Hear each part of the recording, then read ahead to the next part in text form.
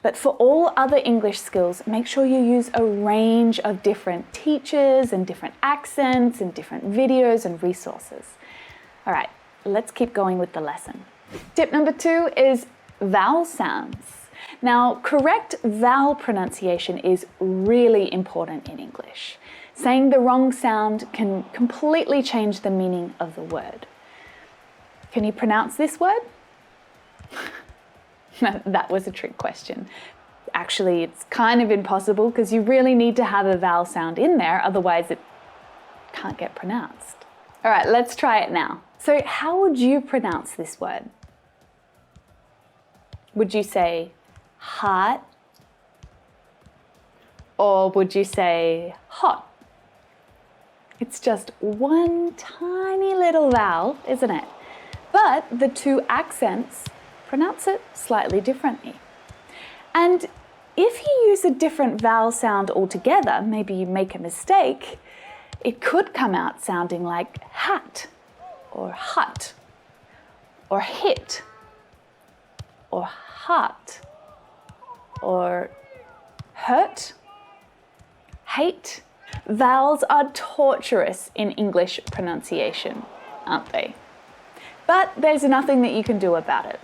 Put your frustration to the side, push it over there, and focus on the training that you need to do to make the right sounds in your speech. So when you're listening to someone speaking English, pay close attention, really close attention to the vowel sounds.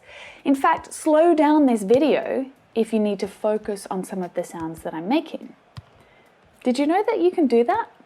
Just click the settings icon below and click the speed and reduce it. Then try to imitate or copy me or whoever you're listening to. That's one of the best ways to check and improve your vowel pronunciation. If you've practiced with my imitation lessons before, well, you already know how simple it is to practice your pronunciation at home. Improving your vowels is a huge step towards sounding better in English. Tip number 3, the schwa. Bless you. No, I wasn't sneezing. The schwa is the name for the most common vowel sound in the English language.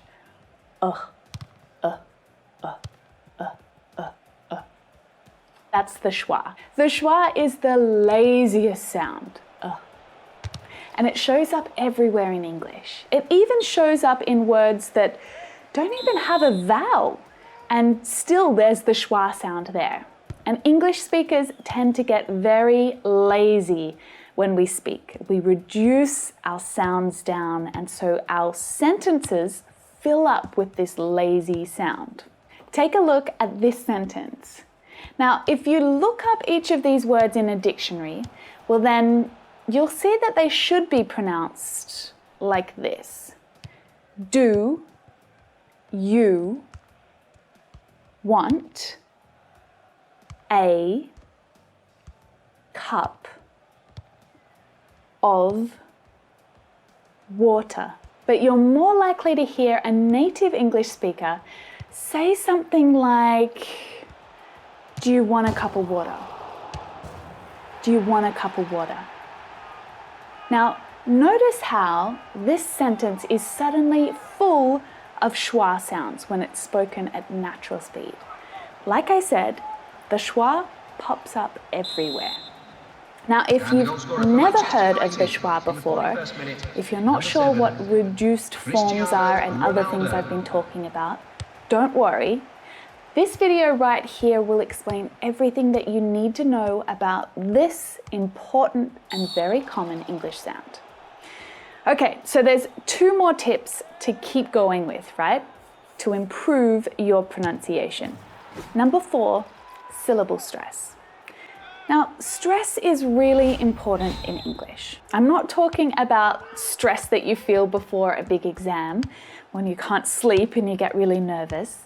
I'm talking about how some syllables in English are stronger than others. And that means you pronounce one syllable more clearly, in a louder, in a stronger way, with a higher pitch. Okay, and this can be quite challenging if your native language doesn't have any stress. You're not used to it, right? Some languages have very simple rules about where and when to stress a syllable, right? It's so easy in Spanish. You probably already know that English is not a flat language, right? There's rises and falls and rhythm in the way that we speak. And stress can actually change the meaning of a sentence. So how do you know which syllable to stress? Learning to recognize stress in the phonemic script is a really good place to start. So every time you look up a word, you'll see this stress symbol before the syllable that's stressed. And it will signal, it will tell you which syllable needs to be stronger, louder, and higher in pitch. Accept, photography, television. Now, if you want to learn more about syllable stress in words, then check out this lesson right here. And guess what? Again, imitating native speakers is a really great way to practice the correct syllable stress in a word. And practicing the correct accent is important here because sometimes syllable stress between accents changes a little. So you really want to make sure that you are speaking with the accent that you want to use. Number 5, the last one, linking sounds.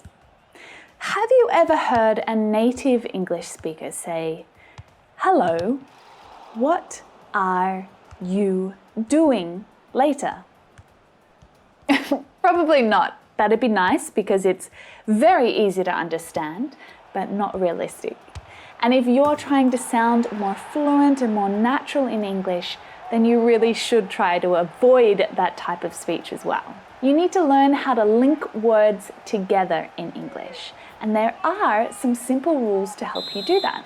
You just need to learn which words can link together and which linking sounds are commonly used in English. Let me show you some examples. He has an apple. He has an apple. Now, can you hear how all of those words link together? That's the linking that I'm talking about. I didn't do it. Do it. Do it.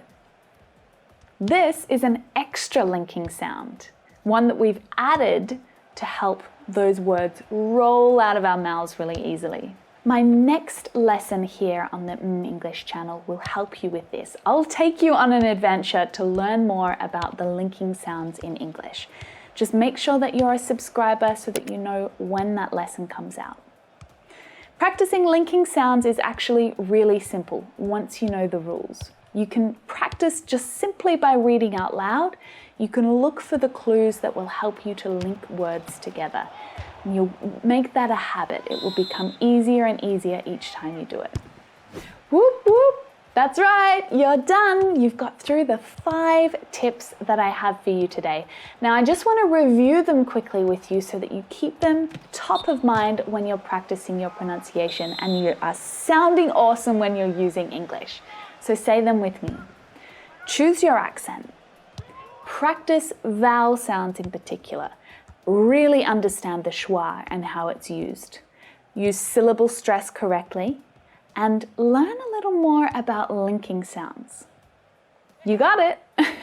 Incorporate those 5 tips into your pronunciation practice, and I know you're going to start sounding more natural when you use English. Now, don't forget that next week's lesson is going to focus on linking sounds, so make sure you come back and join me next week, same time, same place.